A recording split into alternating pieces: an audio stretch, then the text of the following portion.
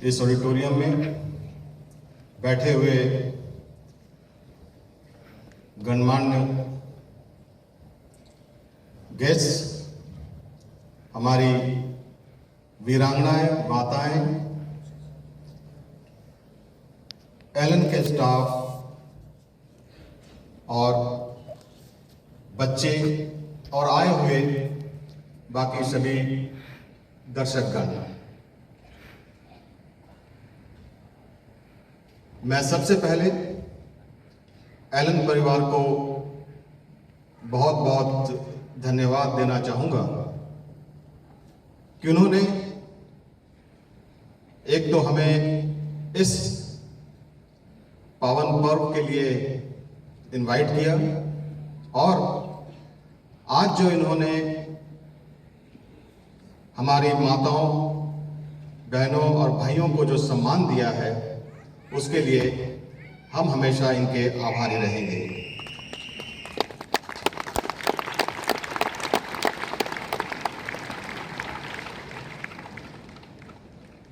आप लोगों को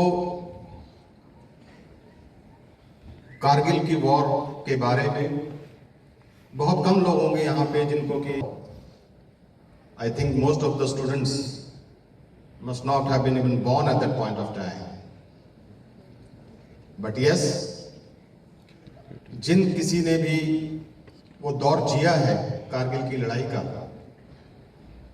और बच्चों ने जिन्होंने कारगिल की गाथाएं किताबों में पढ़ी है, आई एम श्योर आप लोगों ने जरूर एहसास किया होगा कि किस दिलेरी से और किस साहस से भारत की फौज ने दुश्मन का सामना किया था। हम सभी लोग, हम सभी भारतवासी आज ये जरूर प्रण करें, उनका एक एक आंसू अब कतरा जो आज यहाँ पे गिरा है उसको हम इस तरह से जाया नहीं होने देंगे। ये हमारा कर्तव्य है कि उन्होंने, उनके घर वालों ने इस देश के लिए, हमें सुरक्षित रखने के लिए अपना भविष्य दे दिया। हम इन सबके बहुत ही आभारी हैं।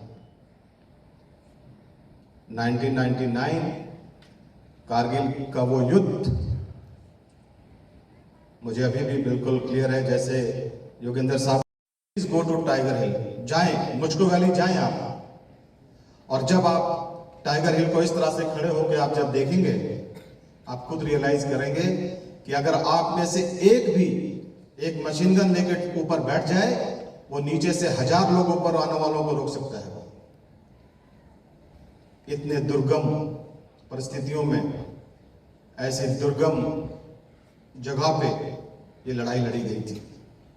द्रास साहब ने बताया -60 degrees, and it's for everybody's this thing. It is the coldest inhabited place in the world. माने दुनिया में सबसे ज्यादा ठंड वाली वो जगह है जहां पे लोग बसते हैं। -60 डिग्रीज। जब आप द्रास एंटर करेंगे, आपको वहां पे एक बोर्ड लगा हुआ मिलेगा जहां लिखा हुआ है, you are entering the coldest inhabited place in the world. तो आप सोच सकते हैं कि जैसे ये कह रहे थे 10 डिग्रीज में, अगर हमारे यहाँ 10 डिग्रीज हो जाए तो हमें लगता है बहुत ठंड हो गई। आप ये सोचें कि -60 डिग्रीज में क्या हालत होती होगी। तोलोलिंग की लड़ाई, हर एक लड़ाई जो वहां उस समय हुई है कारगिल के वॉर के समय, हर एक जवान, हर एक जूनियर कमीशन ऑफिसर, हर एक ऑफिसर, हर किसी की, मैं बताता हूं, हर किसी ने अपना छाप छोड़ा है उस पर।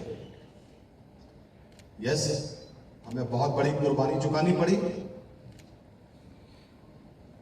ऑलमोस्ट अराउंड 600 मार्टियर्स हमारे रहे। उनकी कमी हमें आज भी खलती है। मैंने खुद के अपने दोस्त के साथ, जिनके साथ मैंने रात को बैठ के डिनर किया है, नेक्स्ट डे मॉर्निंग पता चलता है कि he is no more. I have counted almost around 350-400 dead bodies I have counted. Unfortunately, when I had gone for the war due to some medical condition, I had to be evacuated to the base hospital where Mr. Yogendra Yadav was there, and there I saw the bodies coming like, मैंने unending this thing. किसी के सिर पे गोली, किसी के हाथों में गोली, किसी के पूरे शरीर में गोली, और उस समय मुझे ये लगता था मैं ये कर क्या रहा हूं इस अस्पताल में बैठ करके। मन करता था मैं भाग जाऊं यहां से और सीधा पहुंच जाऊं जहां पे मेरे बाकी साथी जो है वो लड़ रहे हैं।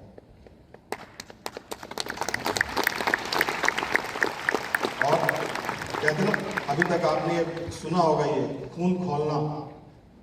एक्चुअल में अगर आपने देखना चाहते हो कि खून कैसे खोलता है, तो कभी आप लड़ाई के मैदान में रहें, और अगर आपके साथी को गोली लग जाती है और वो गिर जाए वहां पे, and he is no more, that is a time आपका जो खून है ना वो खोलता हुआ आपको नजर आएगा।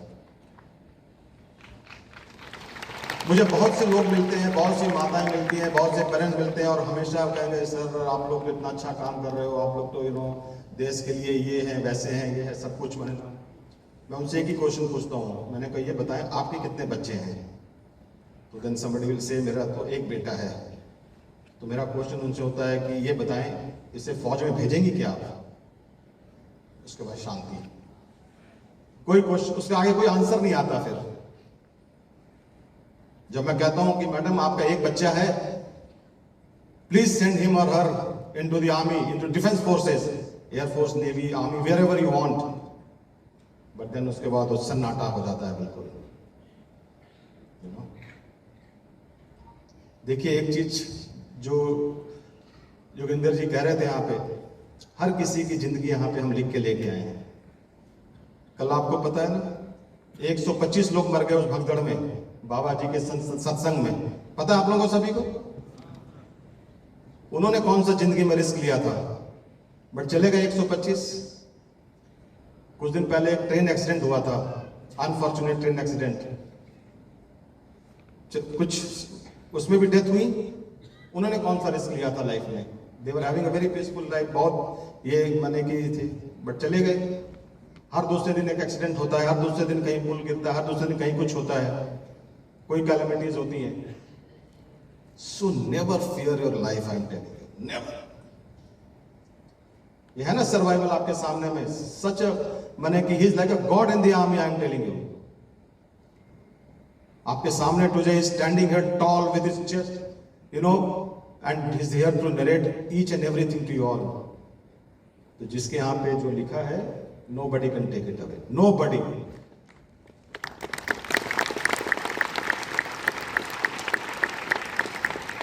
And I tell you, these defense forces, they give you so much, you can't even expect, I am telling you.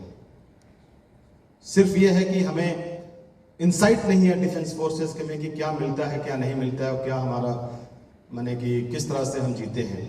क्योंकि मोस्ट ऑफ अस, यार इट हैज बीन स्टार्टिंग से ही फोकस हमारा रहा है डॉक्टर, इंजीनियर, ये ऐसे ना वैसे करके ये रहा है। सो ये मेरे भी घर से ही होता था पहले। घर में कोई गेस्ट आ जाए तो सब बेटा क्या बनोगे, तो आ जाते थे डॉक्टर या इंजीनियर बनेंगे।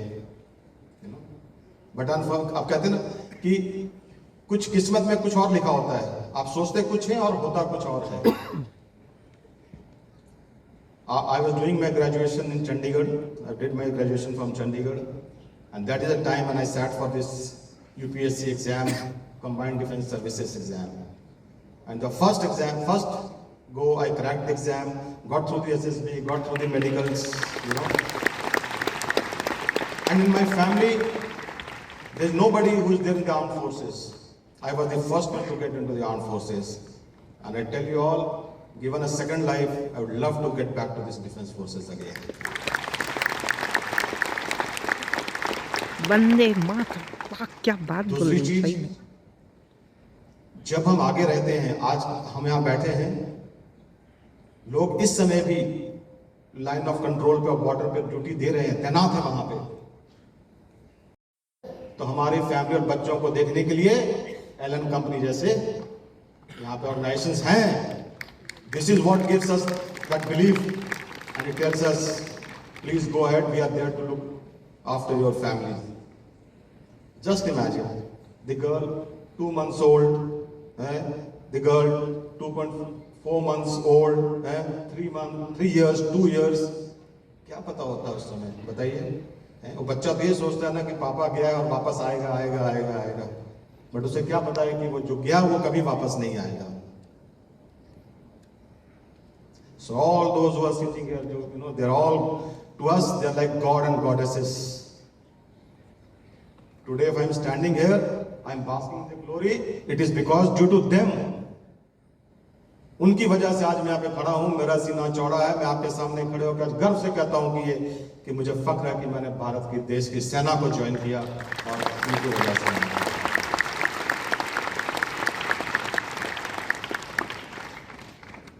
So thank you very much to the Allen Group, and thank you very much for all of you who have come here.